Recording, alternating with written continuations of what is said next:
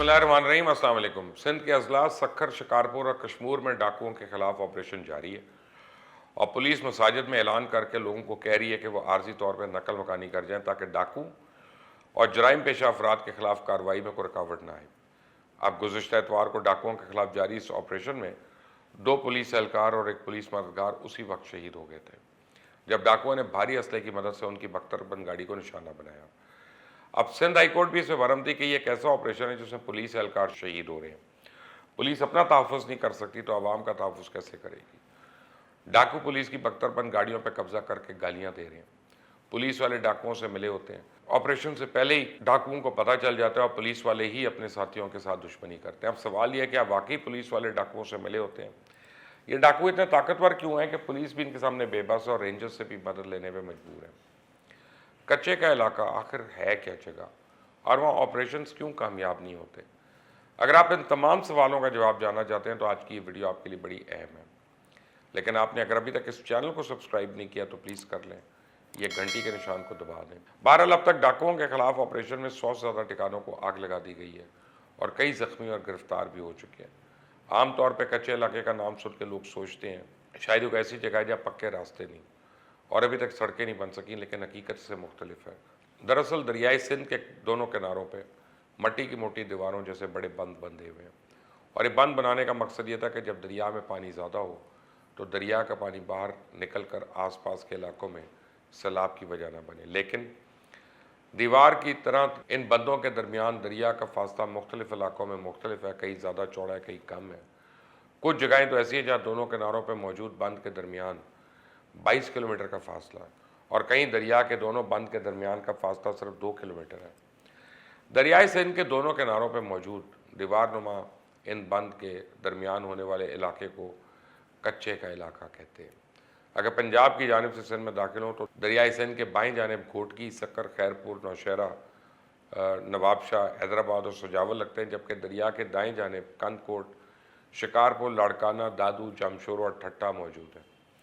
गर्मियों में जब सख्त गर्मी की वजह से पाकिस्तान के शुमाली इलाकों में ग्लेशियर्स पिघलते हैं या फिर जून और जुलाई में मानसून की बारिशें होती हैं तो इनकी वजह से दरियाई सिंध में पानी बहुत भर जाता है और दरिया के दोनों किनारों पर मौजूद बंद के दरमियान दरिया की पूरी चौड़ाई पानी से भर जाती है। लेकिन सर्दियों में दरिया सिर्फ दरमियान में एक पतली लकीर की तरह बहता है, पूरा इलाका खाली रहता है और इस इलाके में हर साल सैलाब के पानी और दरिया के साथ आने वाली रेत की वजह से ये इलाका इंतहाई ज़रख़ेज़ है।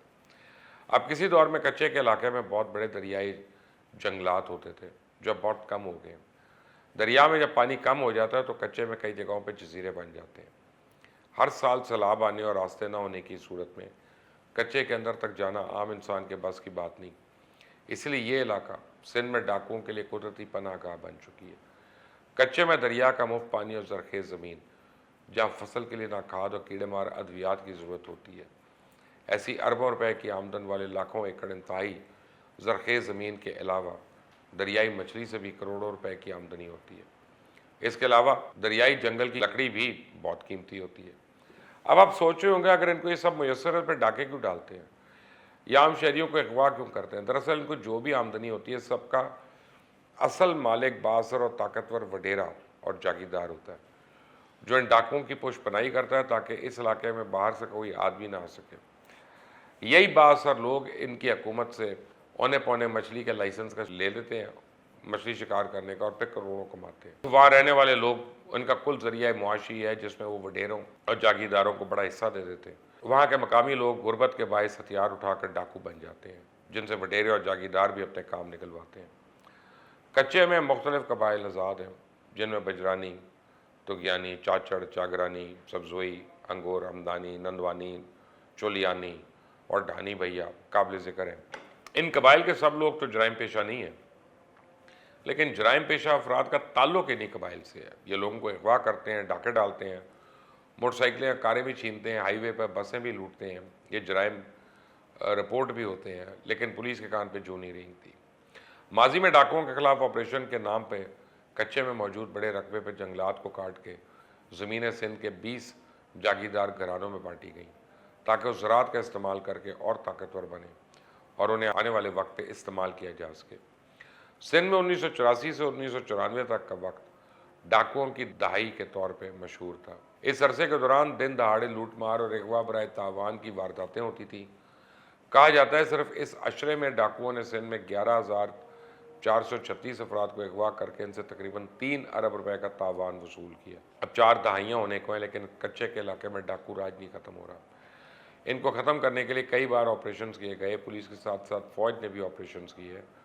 1992 में पाकिस्तान आर्मी ने ऑपरेशन ब्लू फॉक्स नामी क्लीन अप ऑपरेशन शुरू किया। 2 साल जारी रहा और इस ऑपरेशन में कई डाकू पकड़े गए, मारे गए, बड़ी तादाद में रूपोश भी हो गए। 2014 में जनूबी पंजाब के अजला में मौजूद डाकुओं के खिलाफ ऑपरेशन शुरू किया गया और इस ऑपरेशन के दौरान छोटू गैंग भी गिरफ्तार हुआ। सिंध में भी डाकुओं के खिलाफ कई ऑपरेशन हुए, कई गिरोहों का खात्मा हुआ, लेकिन इसके बावजूद आज भी डाकू राज कायम है। हमारी पुलिस आज तक इनका मुकाबला करने में नाकाम क्यों है? इसकी एक वजह यह है कि पाकिस्तान में क्लशनकोफ पहले सिंध के डाकुओं ने इस्तेमाल की, बाद में पुलिस के पास आई। जब क्लशनकोफ इन डाकुओं के हाथ में आई तो मजीद ताकतवर हो गए, जुर्म करने में आसानी हो गई। पुलिस और दीगर फोर्सेस से लड़ने के लिए डाकुओं ने रॉकेट लॉन्चर्स और दीगर भारी हथियार भी खरीद लिए। हालिया ऑपरेशन में भी पुलिस के पास जो बख्तरबंद गाड़ियाँ थीं वो B6 टाइप थी, जो सिर्फ लोगों को लाने और ले जाने के लिए इस्तेमाल होती हैं। ये फाइटर बख्तरबंद गाड़ियाँ नहीं थीं।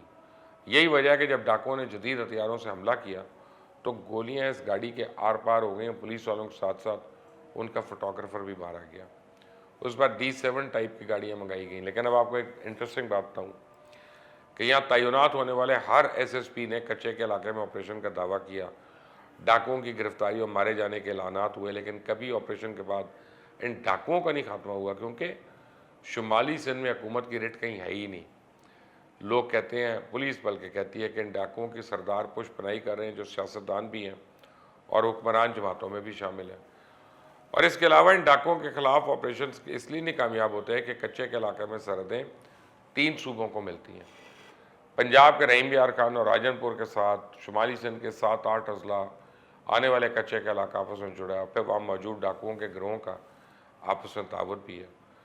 शिकारपुर में ऑपरेशन शुरू होता है तो वहाँ के डाकू करीबी ज़िला में कच्चे में जाके वहाँ मौजूद किसी और डाकू की पनाहगाह में चले जाते हैं। कच्चे में सड़क ना होने की वजह से वहाँ जाना भी मुश्किल है। इसलिए जब तक पंजाब और सिंध के शुमाली अजला में बैक वक्त ऑपरेशन नहीं किया जाता, डाकू राज का खात्मा मुमकिन नहीं। लेकिन एक सवाल जो अभी भी बाकी है वो ये कि डाकू इतने टाइम से खामोश थे, तो तब ऐसा क्या हुआ कि पिछले कुछ अरसे से ही एक्टिव हो गए? तो इस बारे में मशहूर है कि जब सिंध पुलिस की हाई कमान को तब्दील करना होता है तो डाकू आ जाते हैं, जिनको जवाब बना के पुलिस के आला अफसरान को तब्दील किया जाता है, या फिर मकामी बास और वडेरे को अपना कोई मकसद हासिल करना हो तो डाकुओं को दोबारा एक्टिव कर देते हैं। मकसद हासिल हो जाता है तो वे खामोश हो जाते हैं। 2017 में जब एपेक्स कमेटीज़ कायम थी तभी पुलिस ने डाकुओं पर मुकम्मल तौर पर कंट्रोल किया हुआ था और 3 साल में एक भी बंदा नहीं हुआ था। लेकिन अब ये सिलसिला दोबारा शुरू हो गया। लेकिन अगर प्राइम मिनिस्टर इमरान खान ने नोटिस ले लिया तो मैं इनको एक बात कहना चाहता हूँ कि 2018 में इमरान खान और PTI को बहुत से लोगों ने इसलिए वोट दिया था क्योंकि वो क्रिकेट हीरो, सोशल वर्कर और अपनी ईमानदारी के हवाले से मशहूर थे, और लोगों ने इनको एक तीसरे ऑप्शन के तौर पे आजमाने का फैसला किया। लेकिन 2023 में जो इलेक्शन होंगे उसमें लोग उन्हें इस हुकूमत की कारकर्दगी, गवर्नेंस और अपने मशहूर अदम अमल दरामद को सामने रख के फैसला कर लेंगे। इससे बेहतर है कि अपनी सिम दुरुस्त करें, अवाम के साथ किए गए वादे पूरे करें और अपने वादे के मुताबिक पुलिस रिफॉर्म्स करके अवाम की इन डाकुओं से जान छुड़ाएं।